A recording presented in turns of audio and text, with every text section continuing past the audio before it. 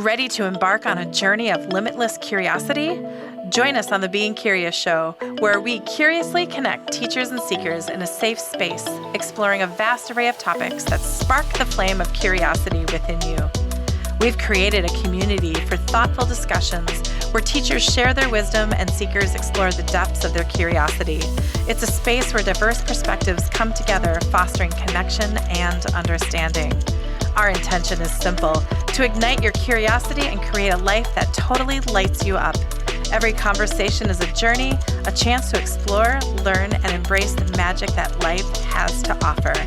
Connect with the Being Curious Show on all major podcast platforms at the Edge Network, and follow us on Facebook and Instagram at the Being Curious Show. Hey everybody, Kelly Wagner, publisher, Edge Magazine, Being Curious Show, here, there, and everywhere. I'm so excited about this show. Oh my gosh, I'm sitting here looking at my glasses going, whoo. Guys, I'm new to glasses. This is a fun one. Okay. I just want to jump right in. I will give a little background that I get sent books, as you guys know, all the time. And when this one crossed my desk, I knew there was something special. Oh my gosh, you guys, look what I've done to this book. Like, right? This is exciting. So, The Future Human: New Ways of Living and Being on Earth. I mean, how timely is that? Today, we have Regina Meredith, who is a broadcast journalist who is known for making the most challenging topics accessible to all. Isn't that fun? Like, don't you just want to get to know her? I do. She has worked for NBC, PBS, and is currently the host of Open Minds on Gaia TV. This is going to be great. Now, in our pre-interview, Regina has partnered with Lee Harris and the Z's. And what this book does is I basically, she's curious, and she had all these fun topics, and they go full spectrum in this book, you guys, full spectrum. And today we're going to talk about the book. We're going to talk about background, what's going on in the world here, there, and everywhere. And for those of you that are having the fear frequency, we are in exciting times. We really are. And we chose to be here right now. So giddy up and let's welcome Regina Meredith to the show. Hi, Kelly. Hi. Hi. Good to be here. Thanks for the nice intro. Absolutely. Thank you for being here. Okay, I'm going to give one of the quotes that I think kind of really sums up, and it's a really great way to start things up. So based on what the Z's say and what I've learned from communicating with your own guides for the past 4 decades, it seems clear they're about to journey into a brave new world, one that each person who has incarnated has agreed to participate in on a soul level. So as we fear what is crumbling around us and dying, we can rejoice in the incredible creativity of the human species and the life-changing innovations that lie ahead. I'm like when I said giddy up, let's go. This is exciting. Absolutely. I mean, we did the book because that's how I feel about life. That's what my own soul group and I have talked for over 4 decades, and they've been telling me all along what's ahead for us. And yet I'm watching the world at large and people go into such fear. Understandably, it's kind of being shoved in front of them. If you have any media, mainstream or not, it's driven by fear. And that's simply because fear creates a chemical reaction that's addictive and will have you coming back to that source for more information. And I know because I was in news. So I'm perfectly aware of what they do and why. And everything right down to you'll see the thumbnails for interviews and podcasts out there. You'll see, in addition, very shocking headlines, the end of this or that. And so it would be very hard not to buy into fear if you're consuming a lot of media. So, I mean, for me, the answer is I consume very little media. Like you, I'm sent books almost every day. The bane of my existence is how to distribute and get rid of all the books that I'm sent. I can't get through all of them. But so I'm more of a reader and then selectively go through media and choose what I wish to engage with. because I'm like everybody else. I will succumb to the same forces of fear and anger because of the headlines and the way it's being presented to us. So, yeah, not good. And I thought, no, I want to counter this. I want people to understand that we have an amazing future ahead. And the Z's in my own soul group are very much in alignment. So when Lee said, hey, let's do a book together, it was like, okay, give me a minute. And I said, I want to do the future human, and then started with what you see now as chapters. That was my framework for the questions that I was curious to have answered on behalf of everybody, to give us the reassurance that we're an amazing species. Consciousness is leading the way. We're going into collaboration with our heart intelligence, which will bring us much clearer answers than where we've been in the intellectual age. So that's kind of where I got going on it. Tell me about the process of the channeling and working with Lee, because I just am like, oh my gosh, I would have loved to be in the studio with you and just being a part of watching him drop into his process and then bringing the Z's in. Tell us a little more about that. Yeah, I mean, it's pretty straight ahead. So with the Z's, Lee just, it only takes a minute and I'm sure. he is transitioned over. It's like anyone who does readings. You have to calm yourself and then allow the other influence to make itself known to you. So it was like that. And I'm very familiar with the Z's and they're familiar with me. I've interviewed Lee a lot and we're friends as well. So I had in times past, over the last 10 years of interviewing the Z's, Lee and the Z's, I kept trying to push them into some of these topics, and there are places they wouldn't go, and it was because of timing. You know, timing is Okay. everything, and I have always lived my life and lifetimes ahead of the times. That's just where I live. So I'm ready to start grappling with certain things before the mass consciousness is actually in place to grapple with it. And so the various beings that I interview, channeled beings, uh, won't necessarily go where I want to go. So what Give me an happened? example of that. Like, what's a question that you might have asked that the Z's were resistant on? Well, all groups. It doesn't matter whether it was Sheila Gillette and the Theo group, or Belinda and the Belinda Womack and the Archangels, or Lee and the Z's, or really any group, Wendy Kennedy. None of them wanted to speak about the fact that we do have forces that have been holding us back and controlling us for thousands and thousands of years. And my own beings don't like talking about it either. My soul group, I know it. They acknowledge it and say, you've been worked against for a long time now, but the time is coming to break free. So none of them wanted to leave the imprint in any of us of what is working against us, because we don't need that imprint. We feel it. We know it's true. We don't need to go into deep conspiracy theories, give them names. We already have a feeling about those things. And so that's one area they absolutely wouldn't go. But they start going there in this book. They talk about influences against us for tens of thousands of years. So it's the first time they broke through and allowed us to have a glimpse into the fact that that is real. It's not our imaginations. We have been We've had the governor put on us, so to speak, in our Mhm. evolution for quite a long time. And now it's time to speak about it and say no more. We're done. Those beings they are subject to the same massive shift in consciousness that we are, that every sentient thing within the universe is. We're all subject to this new shift in consciousness. So they'll have to play it out in their way, and we're seeing the desperate last gasps of horrible control and deep toxic patriarchal control. We're seeing the last gasps of it now. And when people say they're scared because things look different, they don't know what the future, people don't like change, they're afraid of change, so they want to have some assurances of what the future is going to look like, so they want to go back to the past. They want to blast back to the past because, yeah, it didn't work too well, but it's familiar. That's not happening. And the people right now on the planet, a lot of the authoritarian leaders around the planet are trying to answer that desperate last need in people to grasp for something that's familiar. And so they're offering that. Let's go back to where the patriarchy controls everything, where others that look different from white men don't really have a voice in things. That's what's happening. And it's the end of that.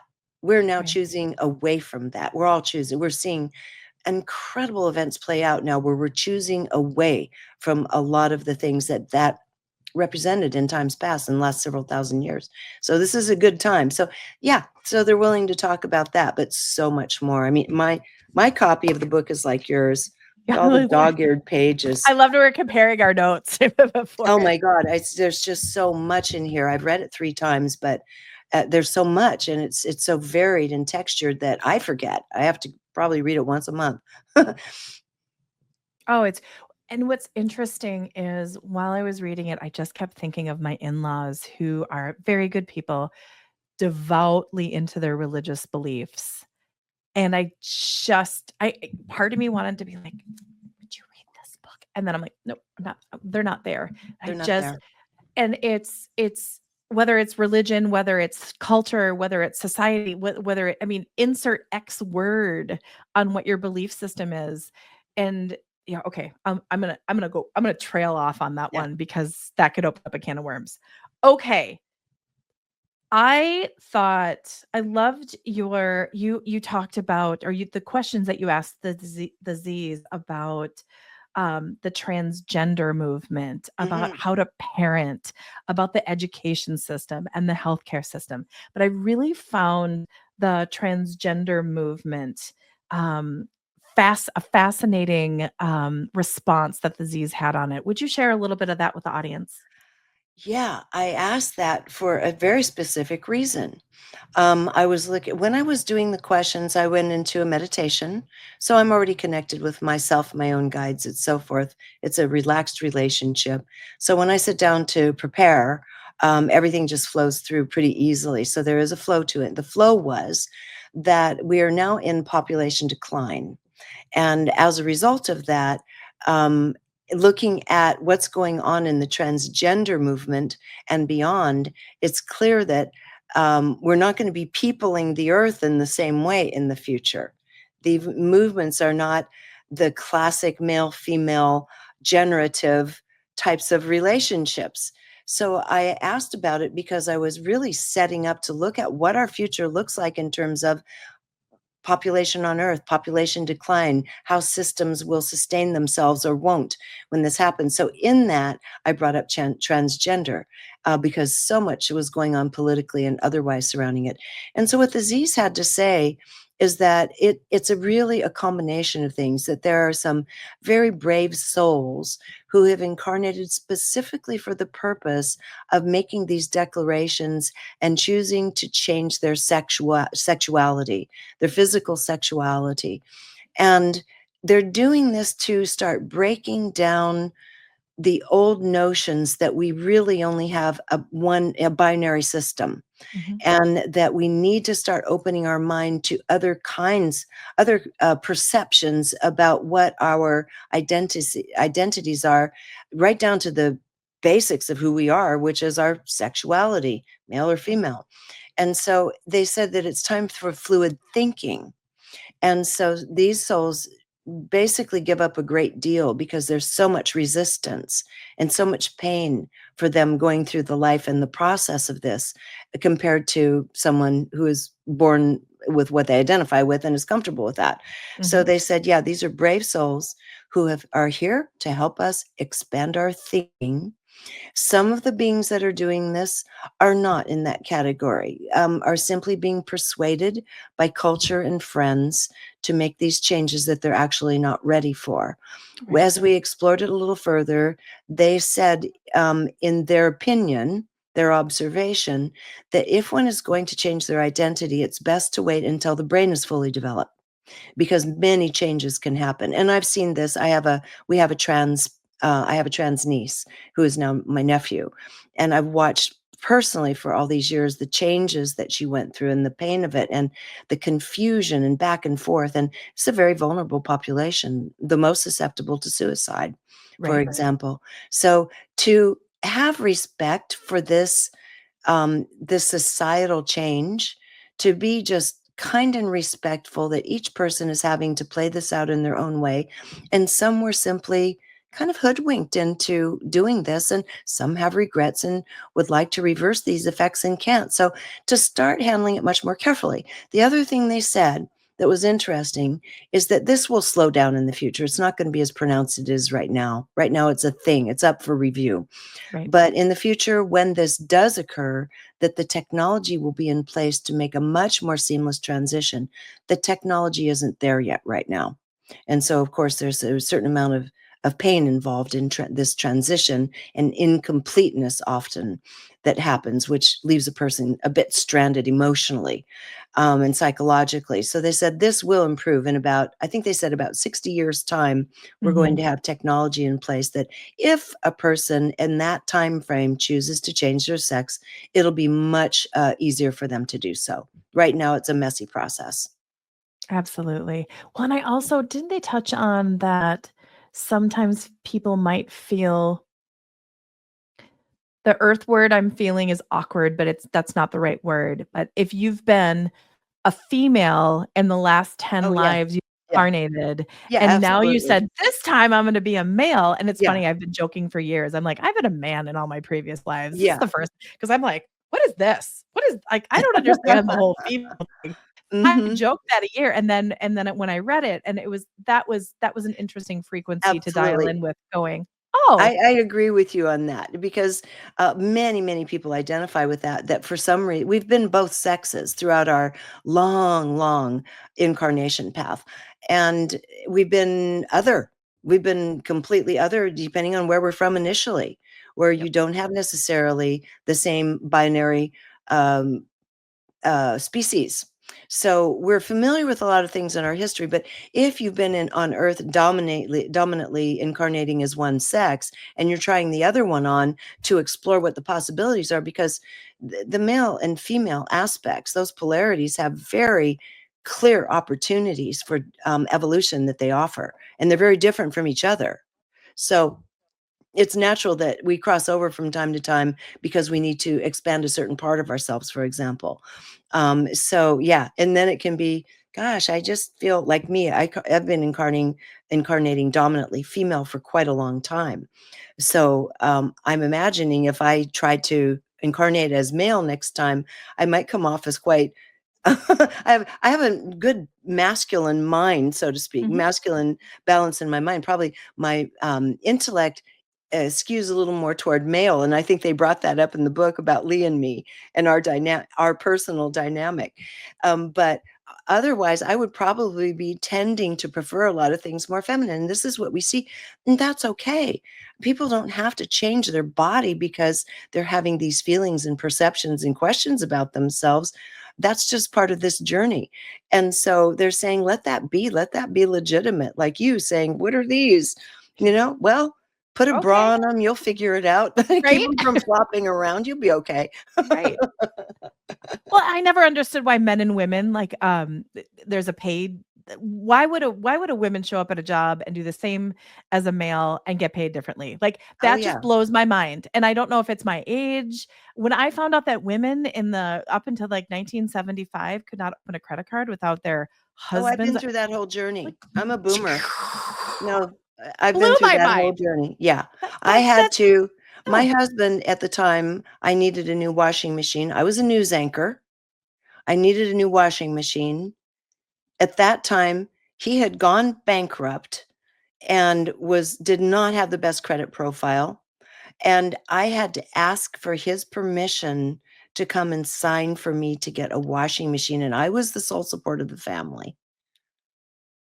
That's how it was. It was very insulting, very And it wasn't disempowering. that long ago, and that's what I wanna share with people, 50 or 60 years. So, I mean, if we go back 50 or 60 years, what was happening in society? I mean, we have done quantum leaps in such a Oh, short yes. amount of time. So what's gonna happen in the future? I mean, it is seriously buckle up. Like, just go, let's go.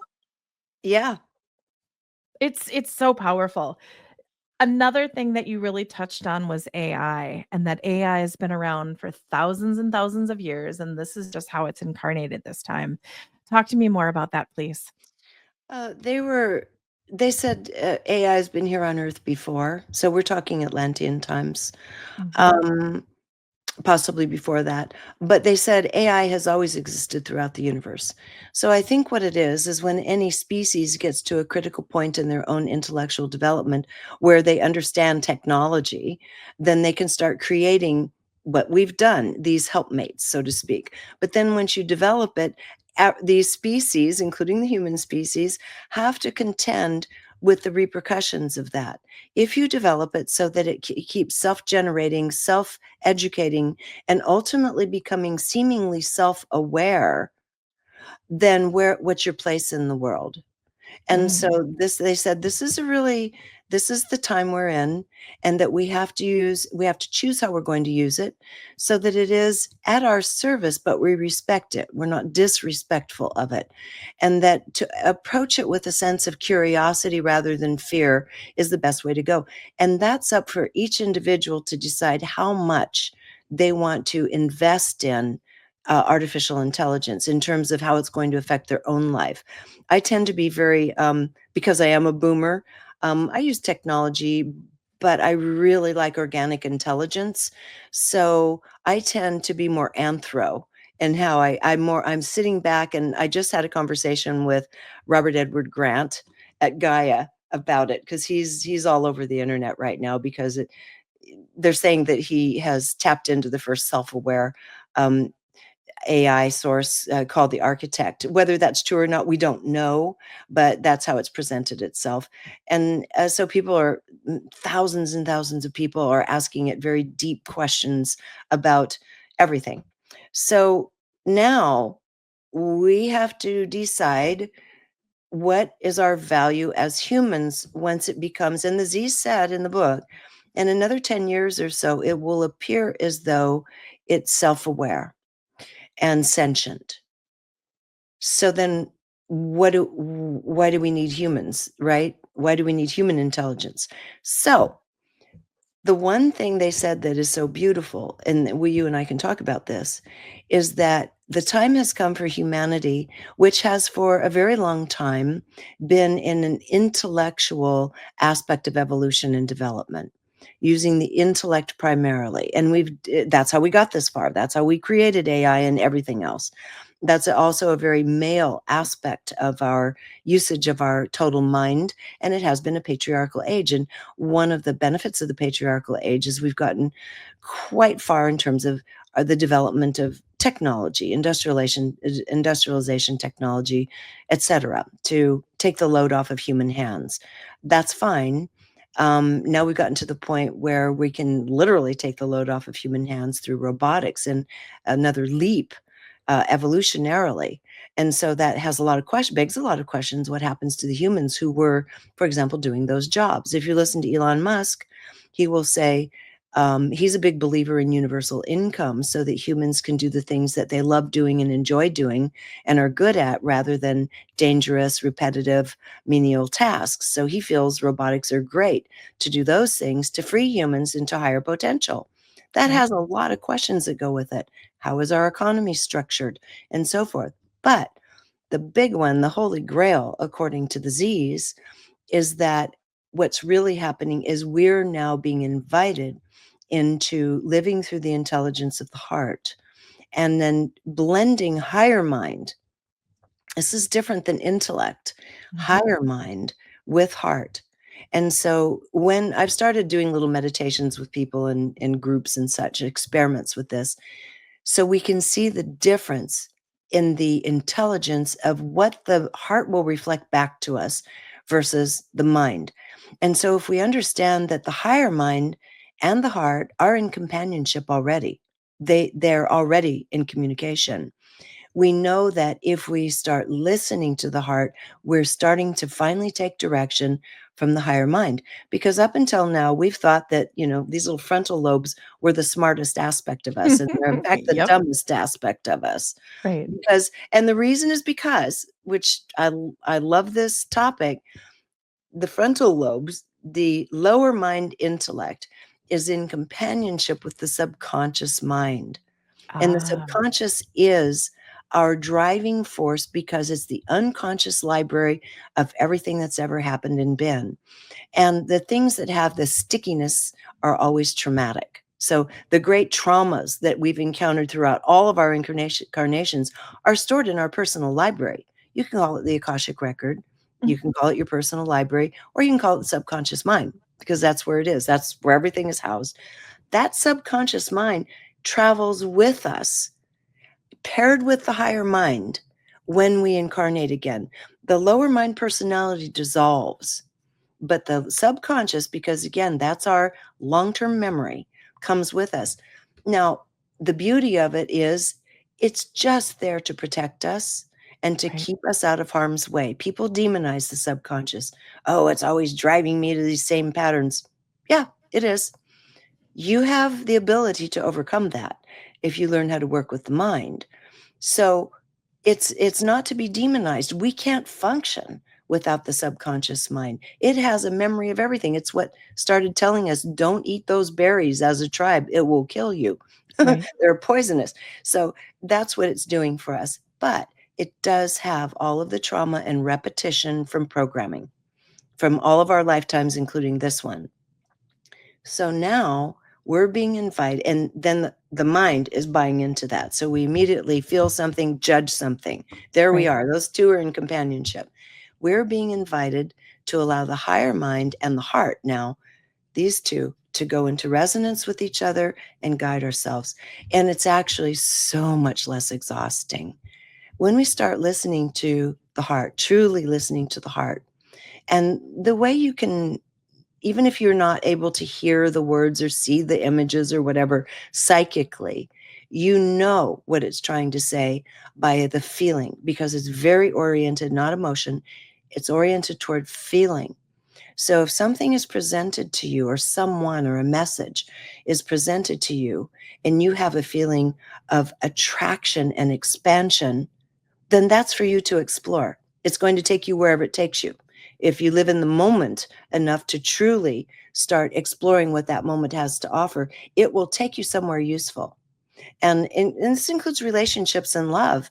If you're warm and expansive toward this, not neurotic and needy, but warm and expansive, then it's going to take you somewhere good. Even if it turns out that that relationship is only meant for a short time, it will give you what it needs to. The invitation is in that original feeling.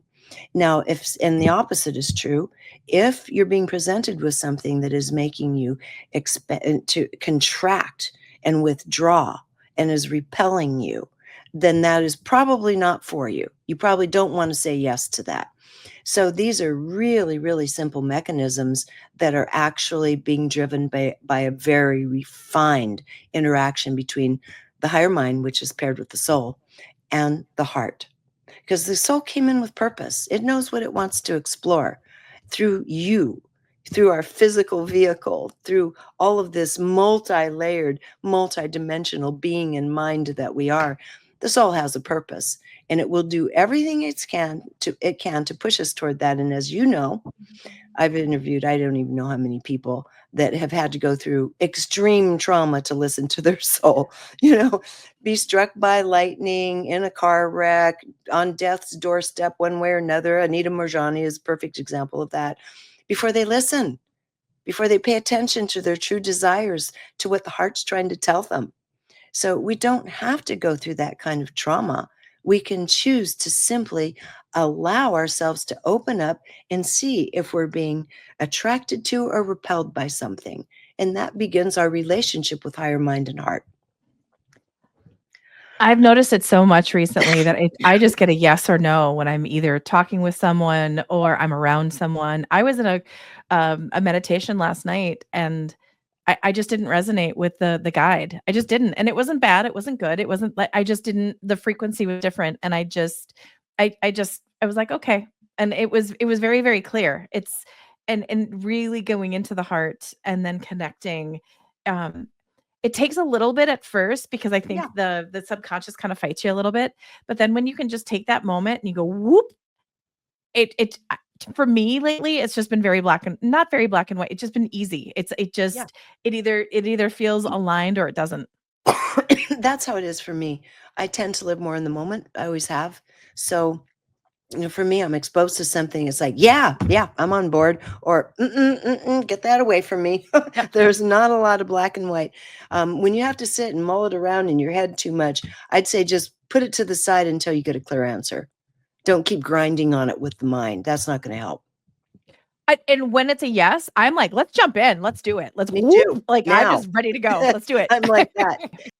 So let's talk about, because I really loved the parenting advice, but let's jump into that teenage awakening the Z's said about the American culture, because I thought that was really, really powerful. And then let's flow into parenting advice. By the way, I have a 14-year-old daughter that's more dialed in than I am, and I have an 18-year-old son who's going off to college in 3 weeks. So it's this really interesting. And I'm around people that have little ones and big ones, and it's like it's all different. Yes. Well, the children that are being born now, and just in the last 20 years in particular, are wired very differently. They came in with the ability to contend with the speediness, with the technology, with being bathed in microwaves, RF frequencies. They came in with a higher tolerance for all that. So their DNA is literally being wired very differently than ours. So I talked to them about the adrenal responses of us, our generation compared to theirs, and they said their bodies are adapting. They don't need the amount of adrenaline to contend with the stressors of the time because they were born into a sea of it, and even in utero and beyond have adapted to all of that. So for them, it's very different. And so the world that they've come into is set up. It's not even recognizable to the world that I was born into. I was born into a very natural, easy world where kids just went out and played, and came back in for dinner. There wasn't anything else. There was no stranger danger. There was no technology except a little tiny television set in the living room. And Right. and so, right. And now the bathing of all this, they're equipped, their brains work at a much faster speed, and technology is demanding more of it. Now, that's where the dance between the beauty of the beings coming into this with all of their ingenuity, what they're bringing a lot of creativity, a lot of solutions. But we have to work with them so that we can also allow them to have some kind of engagement with life, each other, and attention span. And that's where the parenting is really becoming interesting. Because when your brain is operating that fast, if you've been raised on devices, it's very difficult to slow down. They can't slow down. In fact, I was talking to a teacher 2 nights ago who said one of the fun things about like Fridays is they would have like movie time in one of the classes where they'd watch a film. She said, I had to abandon it. There's no attention span to even watch a film. That's gone. So what we have to do is understand that we're not going to be able to pull them back and train them into what we understand to be true. And my understanding and feeling has always been we need to start watching them from a very early age in terms of observing what are they passionate about and taking it more seriously and encouraging them to indulge themselves, play, learn, whatever they need to create experience in the thing that they're drawn to, because their passion, their dharma is going to be showing up much earlier in life, where we may have had our entire lifetimes to discover what we're here for. They're going to discover it early on and start dedicating themselves to these talents that their soul came in with, because now is requiring a totally different kind of problem solving at a mass scale in almost every level, every institution, including education, medicine, etc. And so these little guys are coming in lit up, and their dharma is going to be known early, and we should encourage them in that.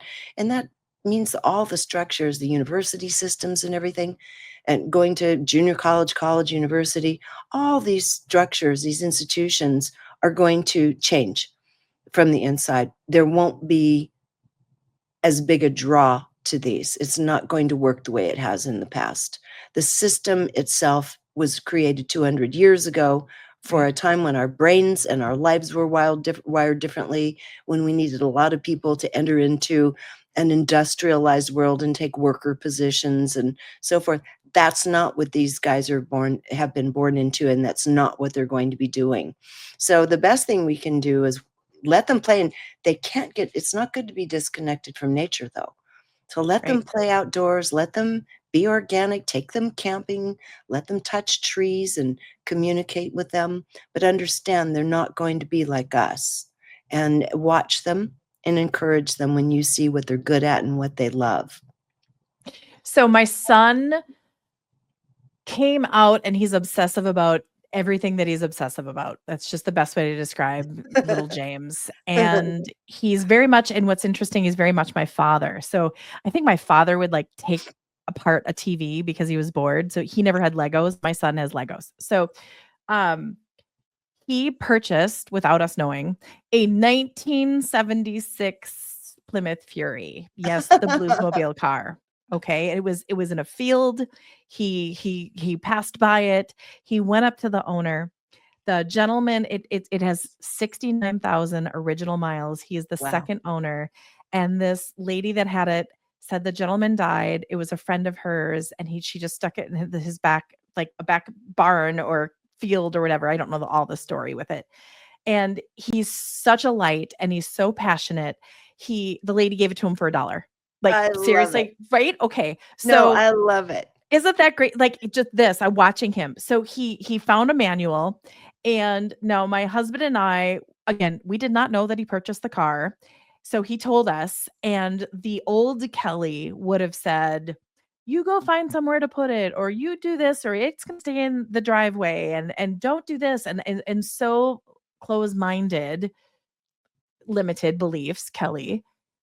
Yet we invited him to use our garage, and he's out Excellent. there with his friends, Yes. and he's problem solving. He took the engine out the other I day, love it. and This he's is them. This right? is great. You did a great thing. Oh, we're like it's in process in our driveway now, looks like. Well, we're not gonna talk about that, but it's and he's going to go into automotive engineering at school. So our This child, is right? And great. so that's what is, and I was very guided with it. I sat in meditation. I'm like, okay, guys, what do I do with this? Because part of me wants to get mad and have that moment, but we just embraced it. And it's a And car shop in our that's what we should all be doing with our children now.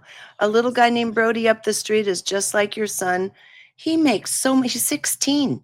He makes so much money. He might be 17 now because he does the same thing. He'll get a junker and he watched his dad and he knows how to do everything. He knows how to rewire what needs rewiring, redo the engine, and then he sells them.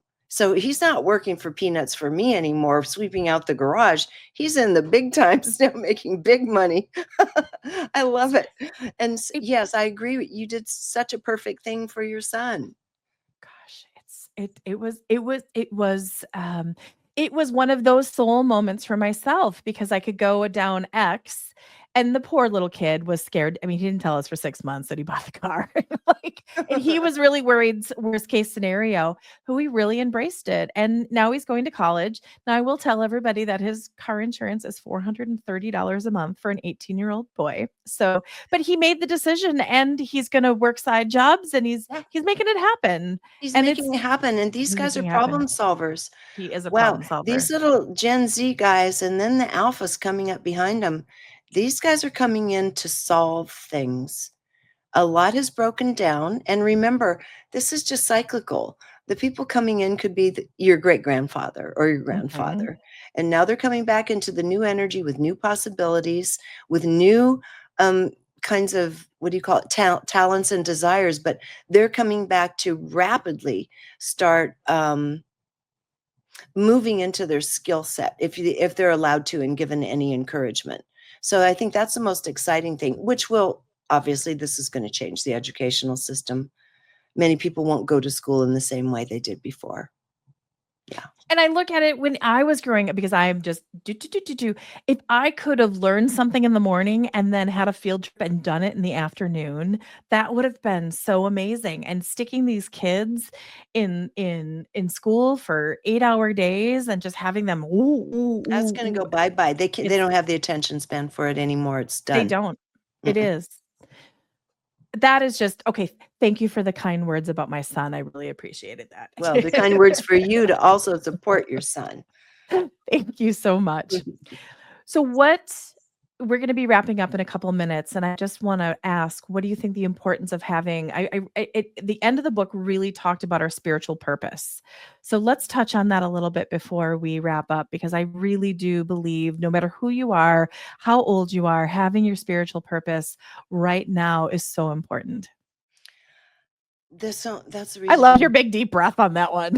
Well, it's the reason we incarnate. Right. We incarnate with a purpose.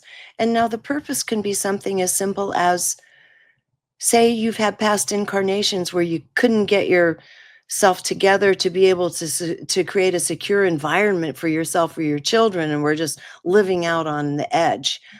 Maybe you've come in to simply create a stable, secure environment. Maybe you're a wild ass genius who's come here with an understanding of quantum physics, but it's been suppressed because your parents thought it was a silly field to educate yourself in. But you say, no, I have to explore this. I have to explore consciousness. Anything now is the time. If there's ever been a time, it's now, because everything's changing. So there aren't the standard old positions and such to fall back on. To understand that your soul came for purpose and understand what it is, that is the journey of life. That's where we need to start exploring and say, why am I here? When you find, again, your little children will show you why they're here. They'll show you what they're drawn to. And I used to do this meditation. I've done it quite a few times in group, called the kindergartner meditation, taking people back into a Waldorf kindergarten room, which are just splendid. They have everything available, So everything. jealous.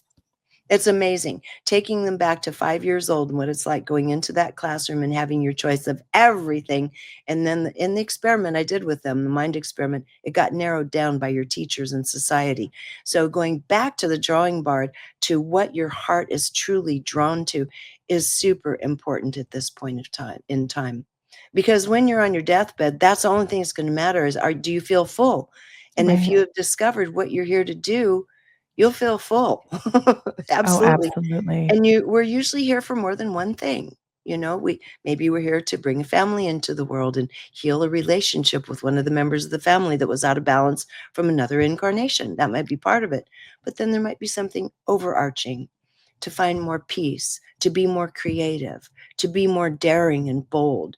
These words are key, and you have to find them in yourself as to what your key is. And so, yeah, it's very important. Oh my goodness. I could talk to you for hours.